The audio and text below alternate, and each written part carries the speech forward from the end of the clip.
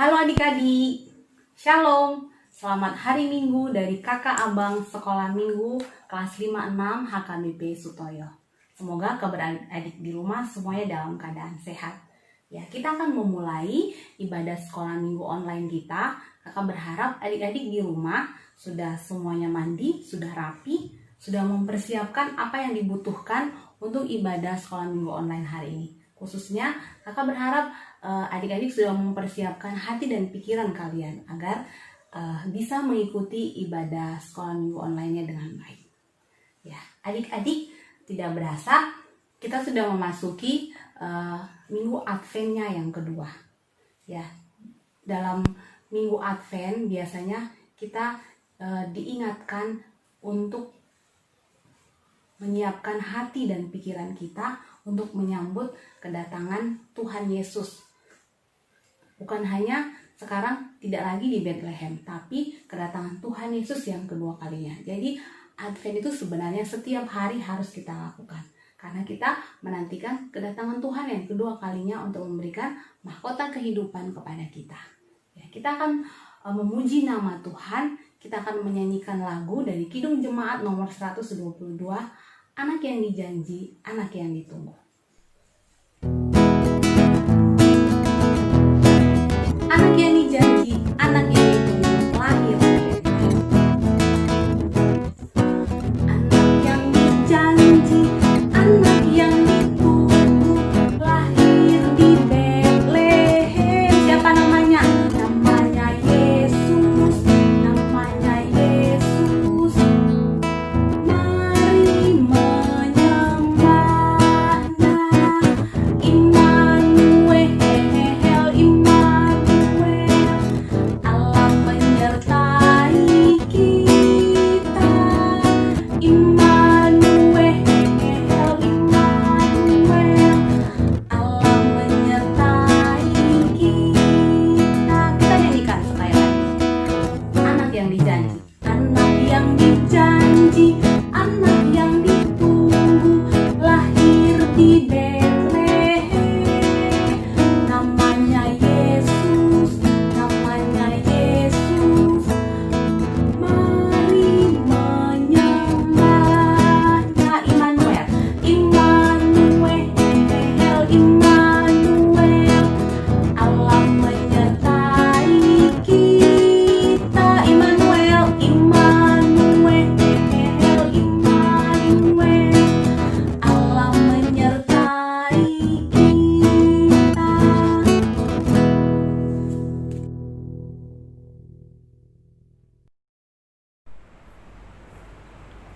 Shalom adik-adik sekolah minggu, selamat hari minggu dan selamat Advent bagi kita sekalian. Kiranya di minggu Advent kedua ini kita semua tetap berbahagia dan sehat dan dalam penyertaan Tuhan. Hari ini kita mau mendengarkan firman Tuhan, namun sebelum kita mendengarkan firman Tuhan, mari kita berdoa. Tuhan Yesus Kristus, terima kasih Engkau tetap menjaga kami dan mengizinkan kami untuk mengikuti ibadah minggu Advent kedua ini meskipun secara virtual. Biarlah Tuhan tetap menyertai kami dan melindungi kami dan memberikan hati dan pikiran yang baik untuk mendengarkan firman-Mu. Di dalam nama Yesus Kristus kami berdoa dan mengucap syukur. Amin. Adik-adik sekolah minggu, firman Tuhan di minggu Advent yang kedua ini bagi kita tertulis di Matius 21 ayat 18 sampai ayat yang ke-22. Matius 21 ayat 18 sampai ayat ke-22, Inang bacakan bagi kita semua. Yesus mengutuk pohon ara. Pada pagi-pagi hari dalam perjalanannya kembali ke kota, Yesus merasa lapar. Dekat jalan ia melihat pohon ara lalu pergi ke situ. Tetapi ia tidak mendapat apa-apa pada pohon itu selain daun-daun saja. Katanya kepada pohon itu, "Engkau tidak akan berbuah lagi selama-lamanya." Dan seketika itu juga keringlah pohon ara itu. Melihat kejadian itu, tercenganglah murid-muridnya lalu berkata, "Bagaimana mungkin pohon ara itu sekonyong-konyong menjadi kering?" Yesus menjawab mereka, "Aku berkata kepadamu, sesungguhnya jika kamu percaya dan tidak bimbang, kamu bukan saja akan dapat berbuat apa yang kau perbuat dengan pohon ara itu, tetapi Juga jikalau kamu berkata kepada gunung ini, beranjaklah dan tercampaklah ke dalam laut, hal itu akan terjadi. Dan apa saja yang kamu minta dalam doa dengan penuh kepercayaan, kamu akan menerimanya. Demikian firman Tuhan. Adik-adik sekolah minggu, firman ini adalah firman Tuhan ketika Yesus baru saja dia melayani sebelumnya di dalam mezbah Allah. Waktu di mezbah Allah, dia marah loh. Dia marah karena banyak orang yang menyalahgunakan mezbah Allah. Mereka menggunakan mezbah Allah untuk melakukan perdagangan. Lalu ketika melihat itu, Tuhan Yesus murka dan mencampakkan semua benda-benda yang di sana. Kenapa dia marah? Karena menurutnya dan dilihat Yesus bahwa banyak orang yang menggunakan dan mengikuti ibadah di tengah-tengah gereja itu atau di tengah-tengah mezbah Allah, tetapi hati mereka tidak tertuju kepada Allah. Hati mereka tertuju kepada hal-hal yang di dunia ini, termasuk perdagangan yang mereka lakukan di mezbah Allah itu. Lalu besok harinya, bukan hanya melihat orang-orang para ahli Taurat dan orang-orang yang berkumpul sana yang tidak berbuat baik, maka besok harinya Yesus pun ketika mau mengambil buah di salah satu pohon ara, ketika dia lapar, ternyata pohon itu tidak berbuah. Rupa-rupanya pohon ara itu punya daun yang banyak sekali. Sejarahnya mengatakan bahwa setelah musim gugur, pohon ara itu akan memunculkan buah-buahnya terlebih dahulu, baru dedaunannya. Dan biasanya buahnya itu banyak. Lalu Yesus melihat pohon itu pun tidak berbuah. Itu melambangkan, karena pohon ara adalah lambang kebangsaan dari orang-orang Israel atau Yahudi ketika itu. Yesus marah. Sama halnya seperti kepada orang-orang ahli Taurat, orang-orang yang datang ke mezbah Allah, mereka hanya datang untuk berdagang, bukan untuk memuliakan dan menghidupi firman Tuhan. Seperti pohon ara yang dia hanya berdiri dan berdaun tetapi tidak berbuah.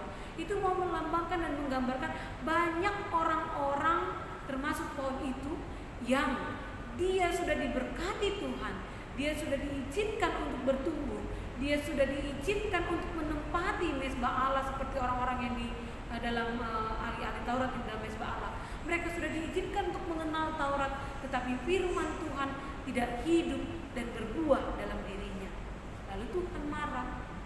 Apa yang mau kita petik dari sekolah minggu? Yang mau kita petik adalah jikalau kita sudah banyak mendengar firman Tuhan, tetapi tidak pernah berbuah dalam kehidupan kita, Tuhan bisa marah loh. Adik-adik sekolah minggu mungkin tahu ya, di tahap pertama sampai di tahap ke-10, bahkan mungkin dalam 1 tahun ini guru-guru sekolah minggu kita sudah banyak mengajarkan tentang firman Tuhan. Sudah banyak ayat hafalan yang disuruh buat kita semua. Sudah banyak hal-hal yang menjadi tugas kita untuk memahami firman Tuhan yang diajarkan setiap minggunya. Nah, pertanyaannya, apakah firman itu berbuah atau tidak? Firman Tuhan berkata jangan berbohong. Apakah kamu masih tukang bohong sampai hari ini? Firman Tuhan berkata bahwa kita harus taat kepada orang tua. Apakah kau melakukan hal yang sama sesuai dengan firman Tuhan? Dan bagi siapa yang sudah melakukan itu, menaati firman Allah, dia akan berbahagia di mata Tuhan. Demikian juga yang mau disuruhkan firman ini. Karena orang yang melakukan perintah Allah, orang yang percaya dan melakukan firman Allah, doanya pasti akan didengarkan. Seperti yang dikatakan di ayat 22, dan apa saja yang kamu minta dalam doa, dengan penuh kepercayaan kamu akan menerimanya. Waktu itu para muridnya melihat Yesus ketika mengutuk pohon ara. Sekonyong-konyong langsung tidak daunnya berguguran. Pohon itu seperti daun yang kering. Mereka bertanya, kok bisa gitu? Ajaib benar.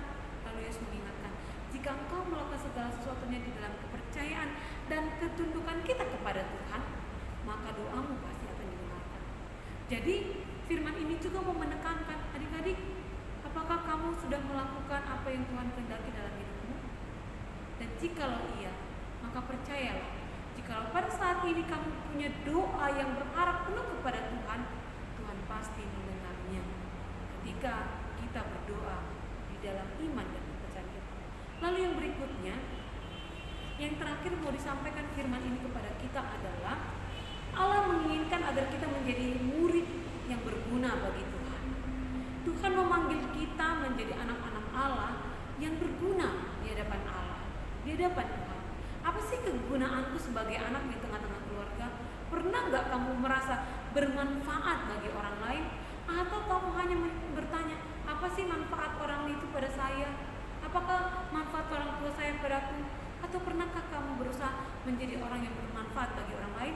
Ingatlah, orang yang mencintai Allah, orang yang merindukan mesbah Tuhan, rumah gereja Tuhan, orang yang selalu beribadah kepada Tuhan, dia harus selalu menjadikan dirinya bermanfaat bagi orang lain supaya tidak menerima kutuk dari Allah. Lalu Allah ingin agar kita menjadi orang yang percaya dan berbuah dalam kehidupan kita, sama seperti saya sudah bilang tadi. Kiranya setiap orang yang rajin mendengarkan firman Allah, dia tetap menjadi orang yang berbuah dalam sikap dan perbuatan dan perkataannya. Dan yang ketiga, mari kita mohon supaya iman kita menjadi iman yang sejati, yang membuat kita mampu menerima jawaban doa kita. Adik-adik sekolah minggu, Ina mau cerita seseorang tentang ini kisah nyata seseorang. Namanya Joni Eareckson Tada. Dia adalah seorang yang masih muda, di usianya 17 tahun. Dia selalu mau melayani di rumah Tuhan. Dia anak yang pintar dan hebat. Dia punya cita-cita yang luar biasa.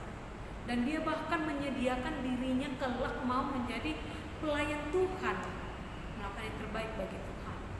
Lalu ketika dia belajar, sekolah, dan memperoleh gelarnya sebagai sarjana, rupa-rupanya ketika dia mempersiapkan dirinya untuk melayani, di perjalanan dia mengalami kecelakaan.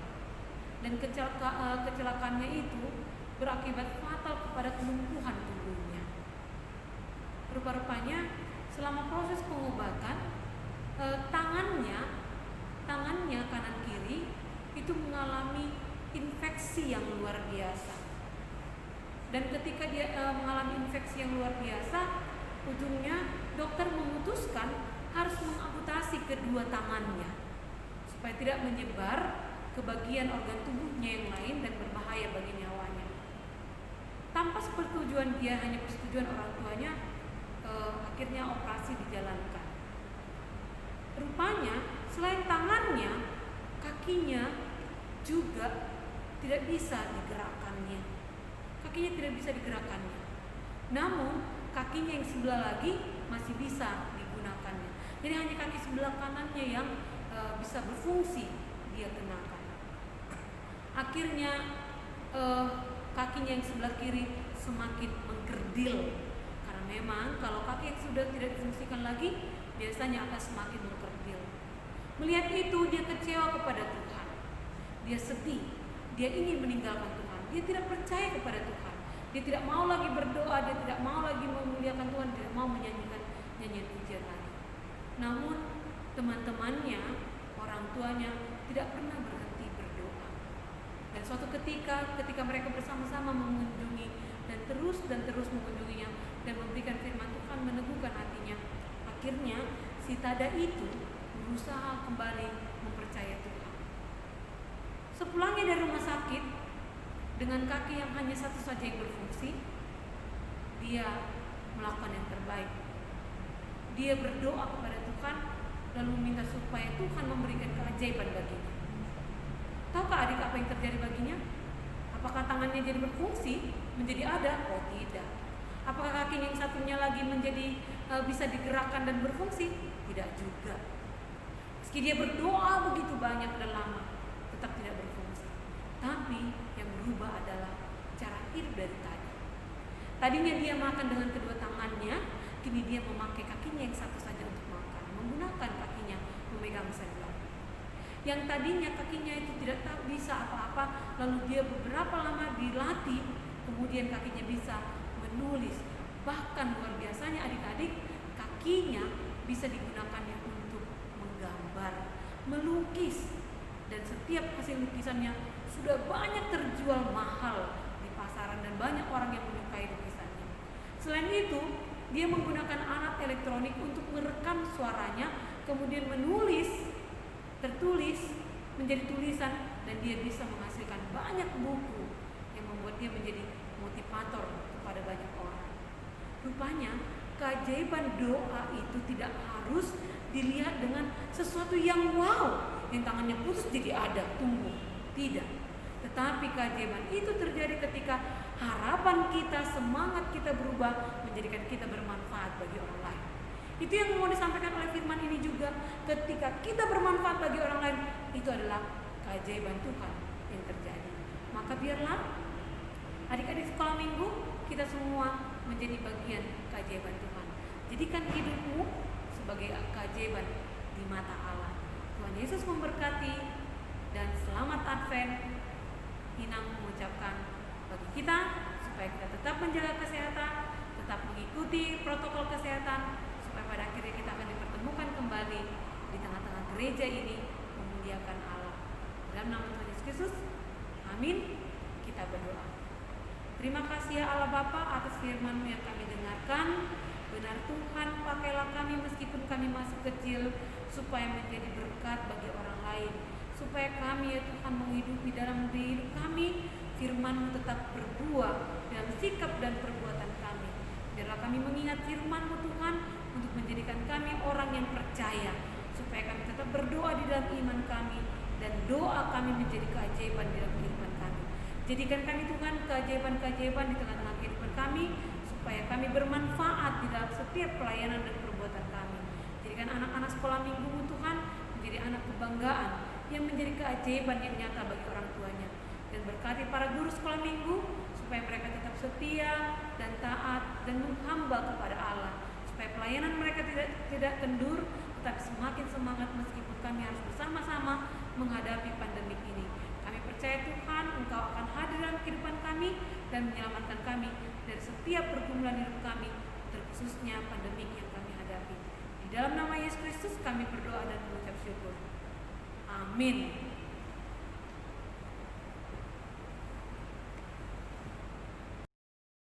Adik-adik, tadi kita sudah mendengarkan cerita firman Tuhan yang dibagikan oleh Inang Pendeta.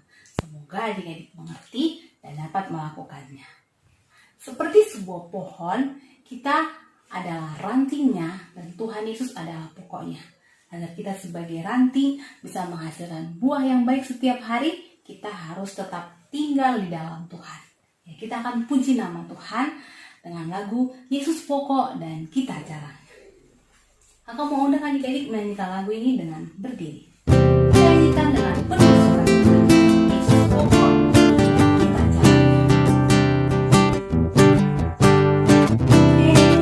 Yesus pokok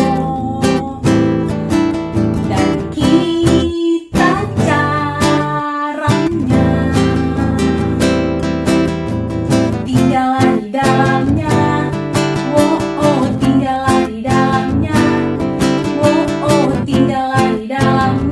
Pasti kau berbuah. Yesus cintaku, Yesus cintaku, ku cinta Dia, dan cinta kita semua. Yesus cintaku, ku cinta Dia, tinggallah di dalamnya. Tinggallah di dalamnya, tinggallah di dalamnya, pasti kau berbuah. Kita nyanyikan sekali lagi, Yesus pokok, kita caranya, tinggallah di dalamnya, tinggallah di dalamnya. Tinggallah di dalamnya, pasti kau berbuah. Yesus cintaku, ku cinta Dia, Dia cinta kita semua. Yesus cintaku, Yesus cintaku, ku cinta Dia, tinggallah di dalamnya. Tinggallah di dalamnya.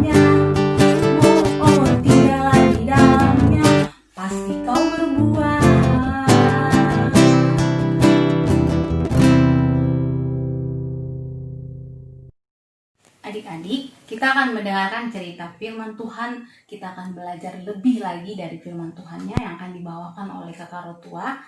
Kakak mau ngajak adik-adik untuk mempersiapkan hati dan pikiran kalian. Kita menyanyikan satu buah lagu, Tabur Firman-Mu Padaku.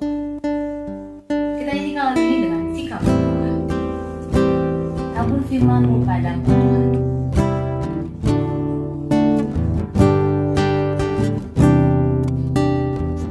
Tabur firman-Mu padaku.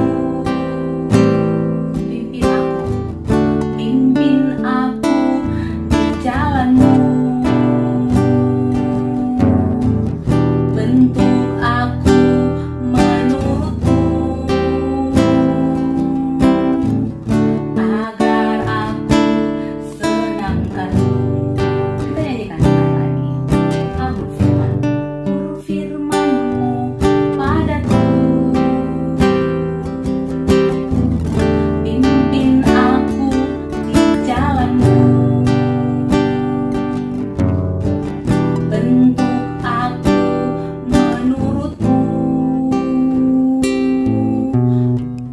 agar aku senangkan-Mu.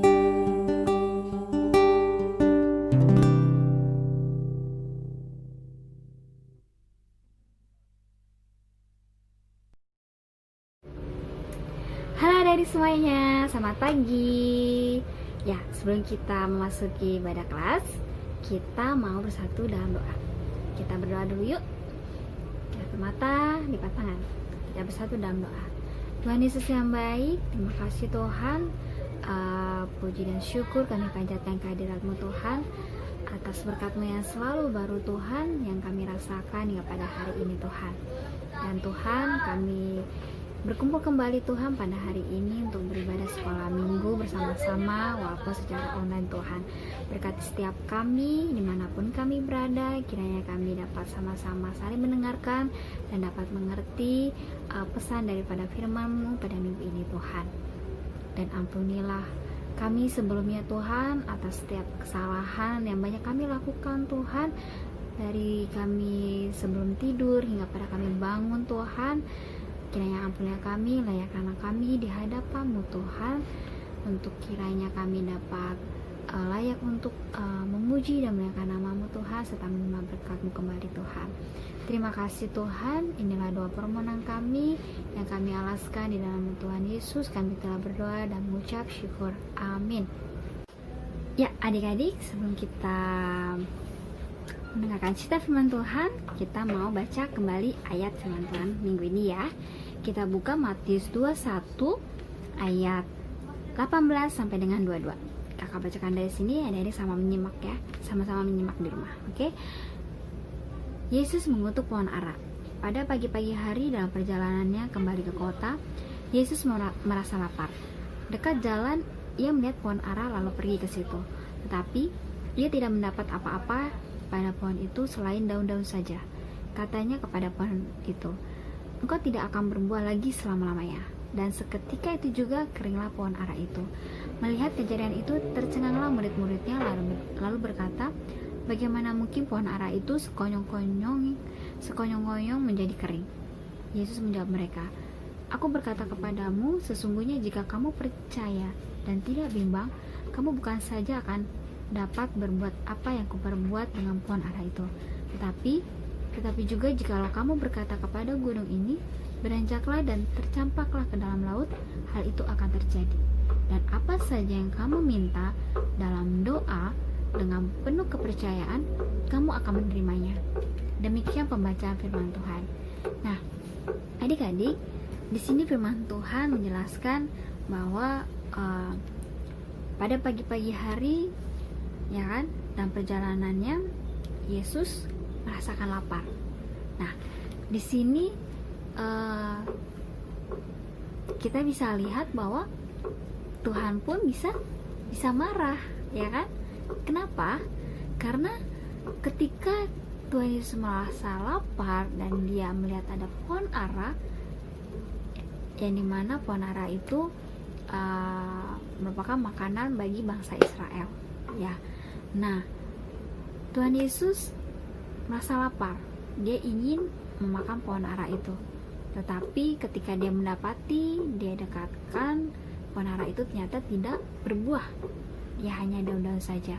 Lalu Allah menghardiknya dan mengutuknya dengan berkata bahwa engkau tidak akan berbuah selama-lamanya. Wah, seram ya. Kenapa Tuhan semarah itu? Nah, Tuhan ternyata bisa marah juga loh, ya kan?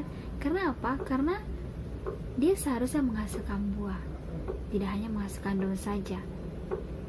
Akhirnya dengan seketika itu juga pohon ara itu langsung kering. Nah, begitu juga di dalam kehidupan kita adik-adik. Dalam mempersiapkan Natal atau mempersiapkan kelahiran Tuhan Yesus, kita pun harus berbuah terlebih dahulu, ya kan? Nah, 1 minggu terakhir ini saja, coba adik-adik renungkan kembali, apakah adik-adik sudah melakukan firman Tuhan? Nah, sikap perilaku apa saja yang kurang berkenan di hadapan Tuhan? Lalu sikap perilaku apa saja yang sudah adik-adik perbuat, perilaku yang baik seperti itu? Dari yang kurang itu, apakah adik-adik sudah memperbaikinya? Ya kan? Coba adik-adik renungkan 1 minggu terakhir saja. Apakah hal baik apa saja yang sudah adik-adik lakukan? Apakah adik-adik semakin hari semakin banyak hal baik yang adik-adik lakukan? Pastinya ada ya. Nah, adik-adik coba renungkan bahwa Tuhan pun bisa marah kepada pohon itu. Begitu juga Tuhan akan marah kepada kita jika kita tidak menuruti firman-Nya. Begitu juga orang tua kita di rumah. Orang tua kita pun akan memarahi kita jika kita tidak mau mendengarkan, ya kan?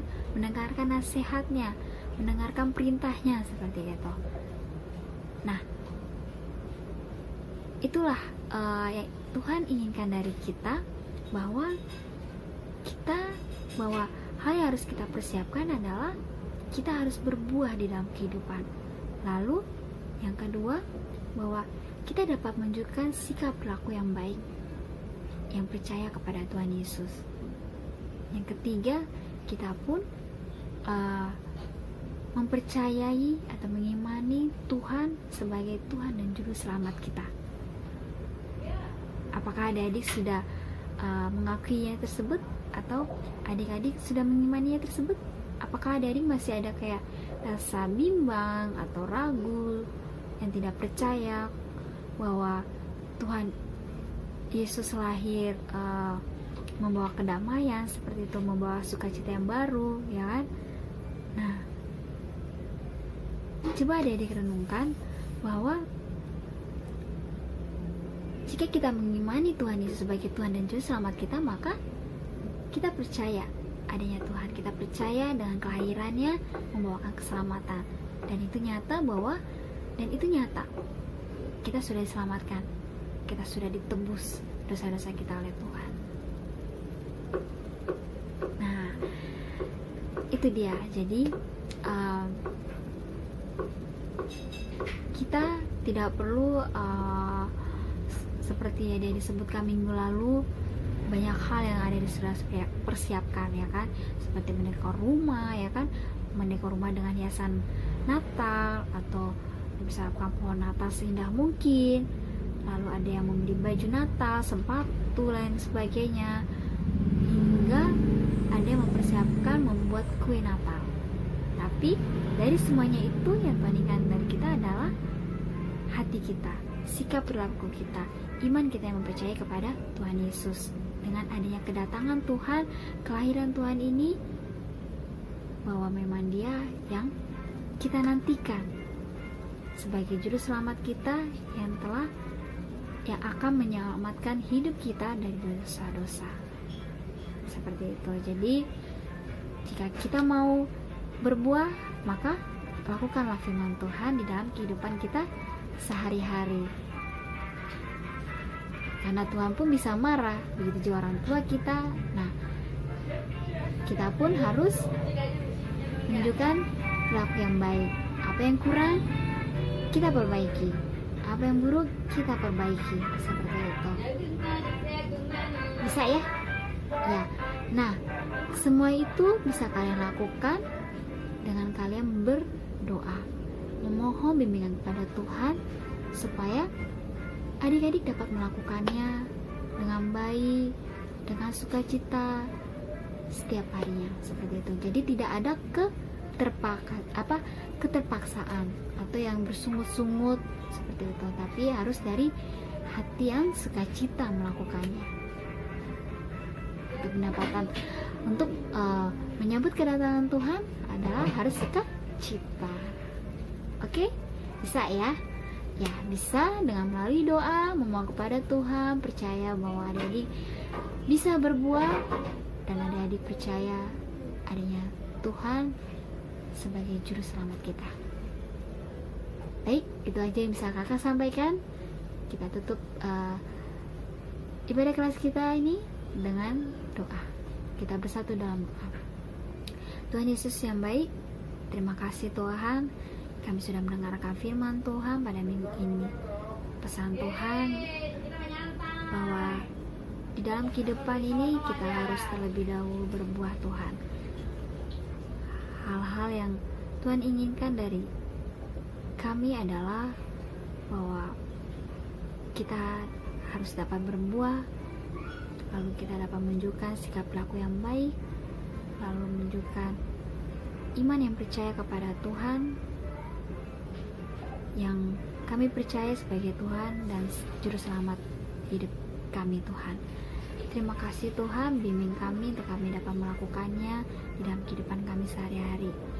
Terima kasih untuk waktu-waktu yang Kau berikan Tuhan, sehingga kami tetap dalam keadaan sehat hingga pada hari ini. Dan bagi teman kami atau saudara kami sedang sakit, kiranya Kau pulihkan Tuhan untuk dapat beraktivitas seperti sedia kala Tuhan.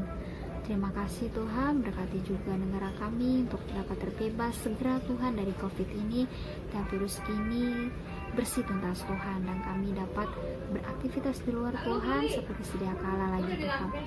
Terima kasih banyak ya Tuhan. Terima kasih juga atas pengampunan-Mu Tuhan, pengampunan-Mu untuk setiap kesalahan-kesalahan kami ya Tuhan yang banyak kami lakukan dari hari kemarin hingga pada hari ini Tuhan. Kau tidak memalingkan wajah-Mu Tuhan, tapi Kau mau menghadapkan wajah-Mu selalu Tuhan dan memberkati kami sehingga kami layak selalu Tuhan di hadapan-Mu Tuhan. Terima kasih Tuhan. Ini doa permohonan kami yang kami alaskan di dalam nama Tuhan Yesus Kristus, Juru Selamat kami hidup. Kami telah berdoa. Amin.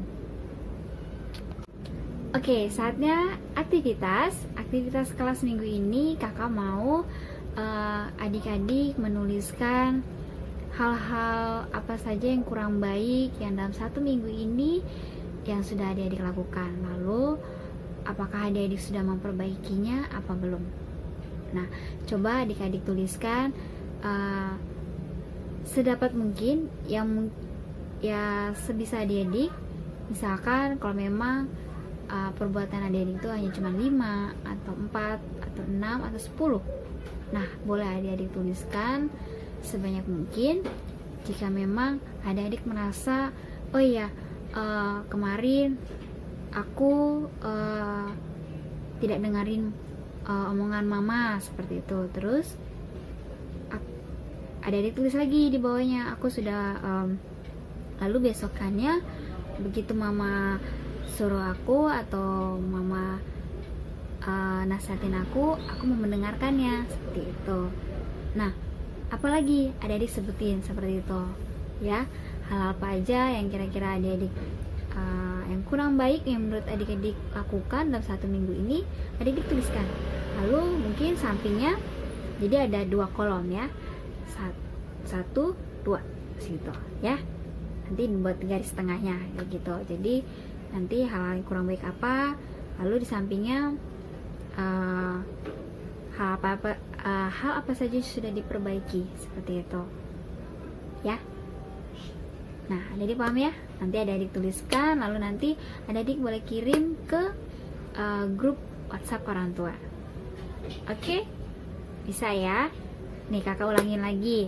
Jadi adik-adik menuliskan kolom pertama hal-hal apa saja yang kurang baik yang dalam 1 minggu ini adik lakukan. Lalu hal apa di kolom keduanya, hal apa saja yang sudah adik-adik perbaiki, atau hal baru apa yang sudah adik-adik perbuat, hal-hal baik apa maksudnya gitu ya. Nah, ngerti ya? Oke, itu aja bisa kakak sampaikan. Selamat hari Minggu semuanya, Tuhan Yesus memberkati.